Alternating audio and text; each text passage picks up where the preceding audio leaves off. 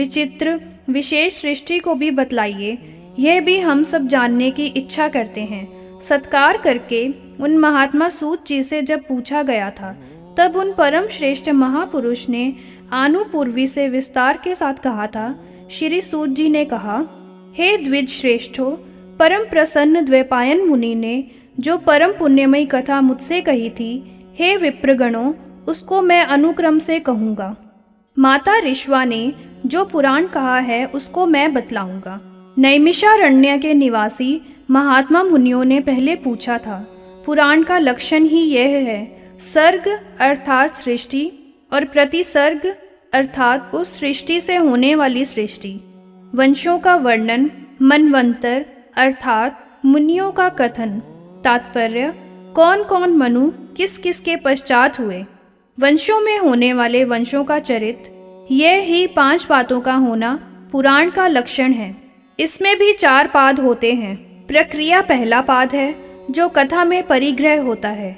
अनुषंग, उत्पोधात और उपसंहार, इस प्रकार से संक्षेप से मैंने 4 पाद बतला दिए हैं। अब पहले उनको क्रम के अनुसार विस्तार के साथ बतलाऊंगा। सबसे प्रथम सभी शास्त्रों से पूर्व ब्रह्मा जी ने पुराण का श्रवण किया था। इसके पश्चात उनके मुख से वेद निकले थे और वेद के अंग, शास्त्र, धर्मशास्त्र, व्रत तथा नियम आदि उनके मुख से निकले थे। जो अव्यक्त कारण है वह नित्य है और सत तथा असत स्वरूप वाला है। महत आदि लेकर विशेष के अंत तक का मैं सृजन करता हूँ, ऐसा विशेष निश्चय किया था। ब्रह्मा जी की सर्वोत्तम प्रसूति हिरण्मय अंड है। उस हिरण्मय अंड का आवरण सागर है। जलों का आवरण तेज के द्वारा हुआ।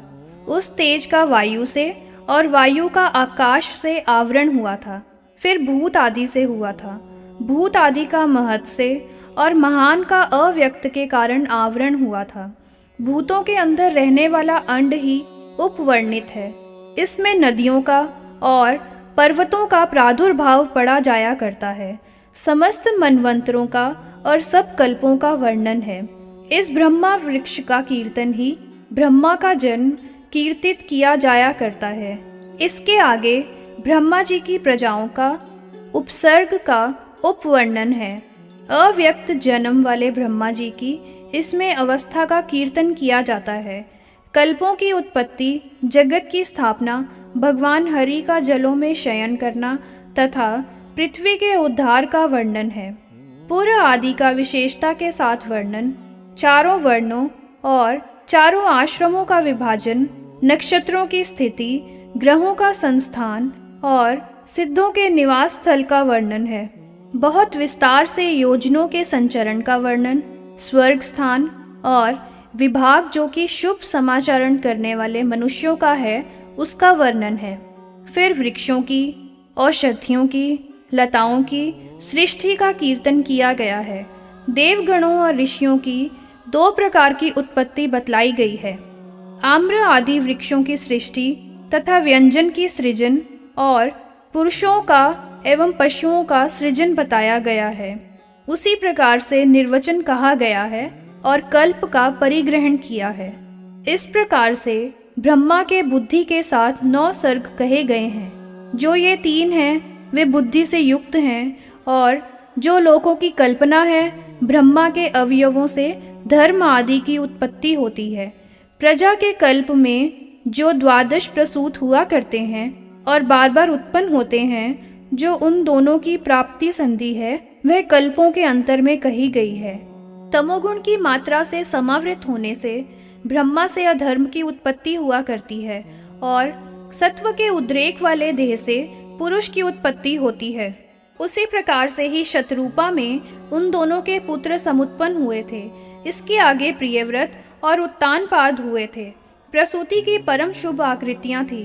त्रिभुवन में जो प्रतिष्ठा से युक्त थे वे पापों से रहित थे, ऐसा ही कहा जाता है। प्रजापति से रुचि की और फिर आकुति में मिथुन से उत्पत्ति हुई थी।